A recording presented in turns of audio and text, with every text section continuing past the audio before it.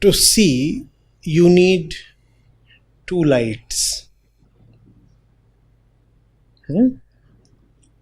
One is the external light that must fall on the object you want to see.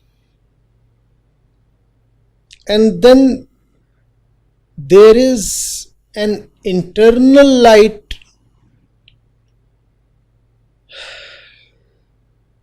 that must be there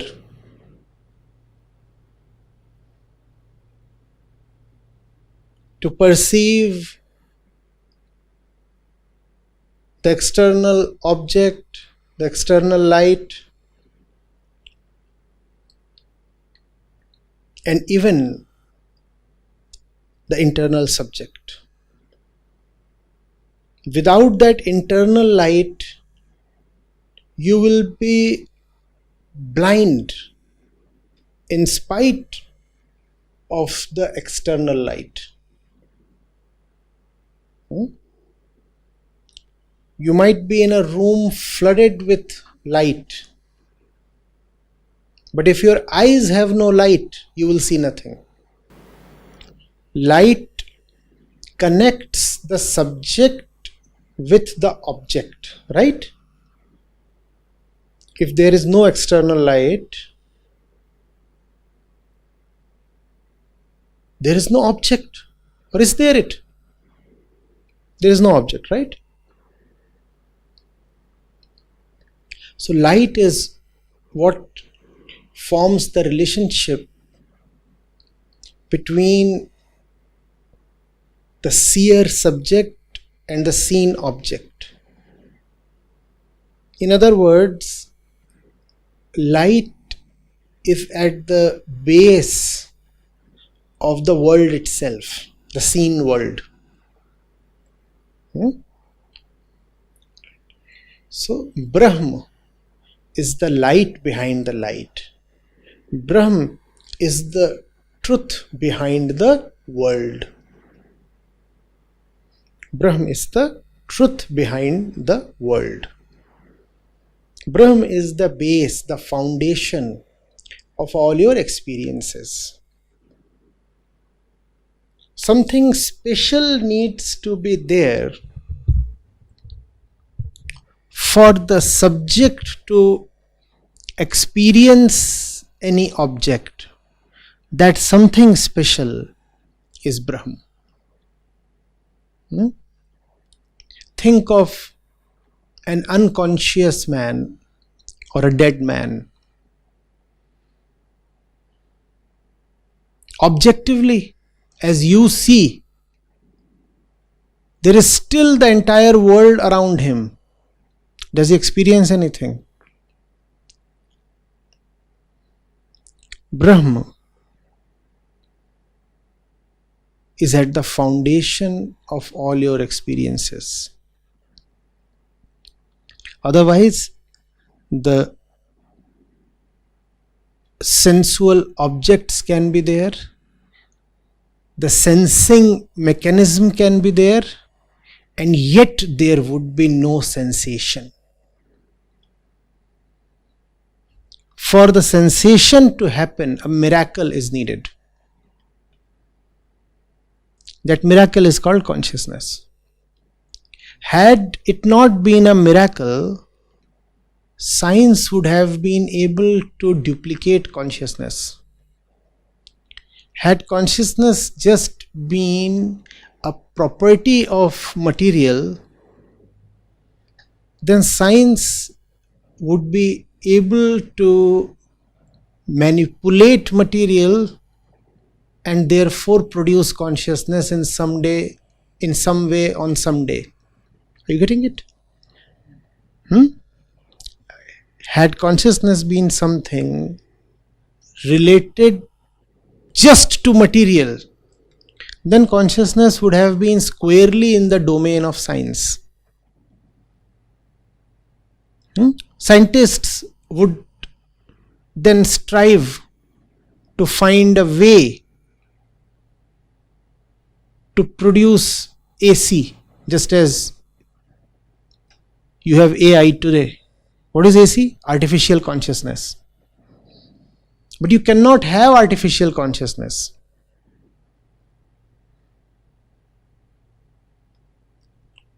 Getting it? So that's something special that gives birth to consciousness, that enables consciousness, that sustains consciousness. That is called Brahma, the light of lights. It is that which the self-knowers know. Brahma is that which the self-knowers know. Now, this is a bit tricky, so be cautious. The self-knower comes to know the non-existence of the self. So the self-knower does not remain existent anymore.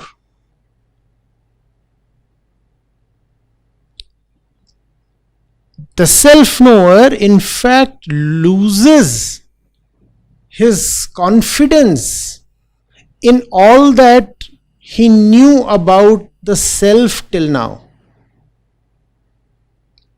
If you are not a knower of the self, right, then you have a lot of beliefs about the self.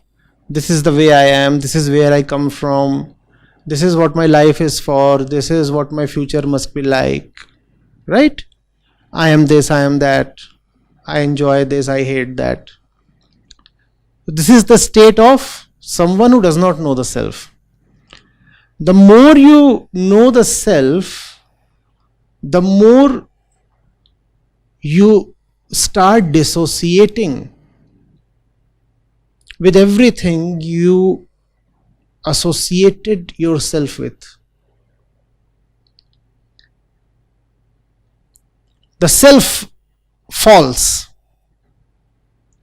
Affable S. The false self falls. Are you getting it? The false self falls along with all the knowledge, which is false knowledge, that it had about itself. So the self-knower actually becomes free of knowledge. That knowledge was anyway worthy of retention. The self-knower drops that knowledge. So knowing the self is not like an accretion in your knowledge base. Knowing the self is an exercise in acknowledging the hollowness, the deficiency of your existing notions and beliefs.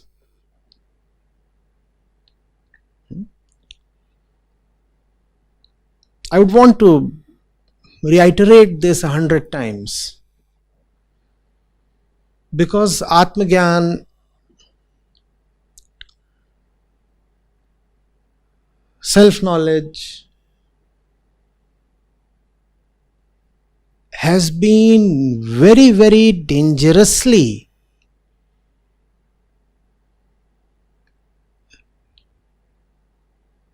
taken as knowledge of the truth.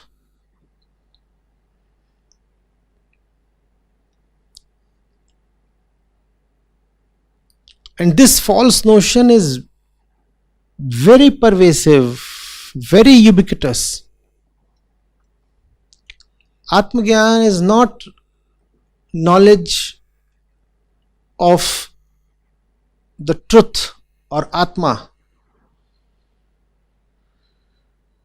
It is a fundamental thing in the Upanishads that the truth or Atma are beyond all knowledge.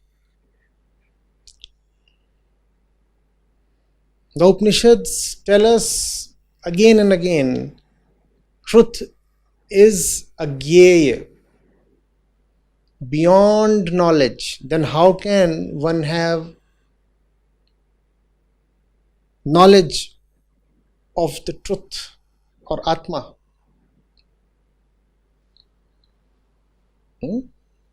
Therefore, Atmagyan is actually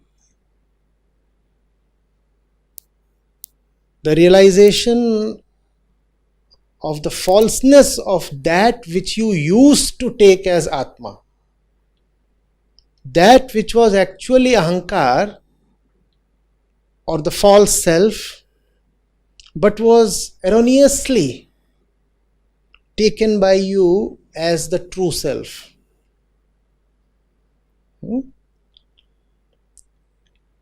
So in self-realization, you actually unrealize.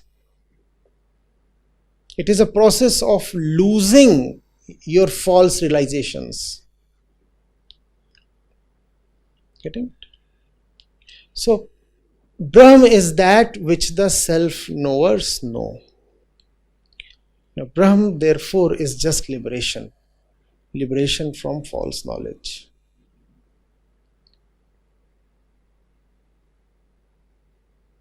What is Brahma? Nothing in particular. Just freedom. If freedom is something in particular, then freedom is not free of that thing in particular. What kind of freedom is that? Therefore, freedom or liberation are just nothing in particular. Just nothing.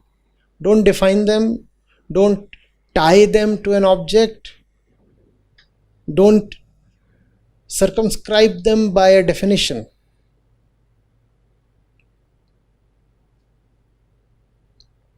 That is Brahma. What to do then?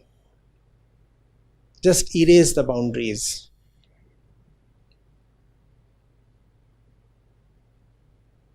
Just unlock the doors.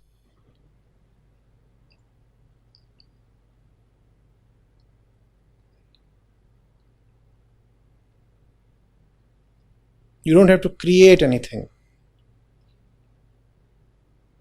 You have to get rid of a lot. And after that, creation happens on its own. You don't have to worry about creation then.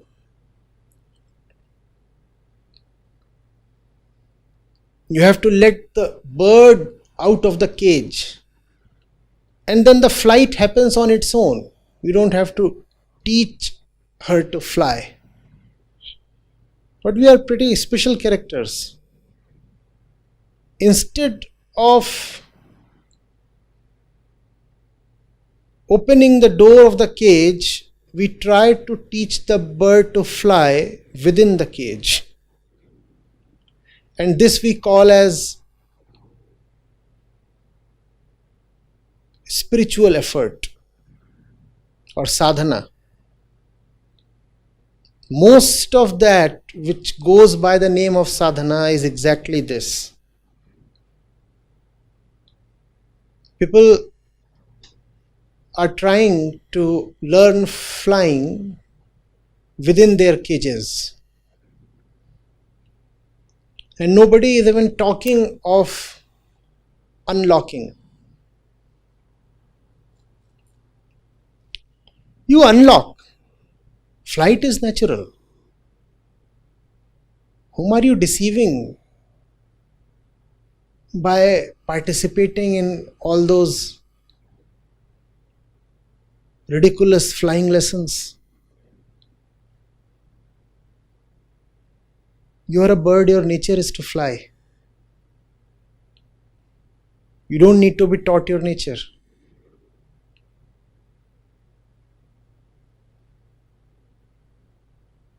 You need to be freed from the cage.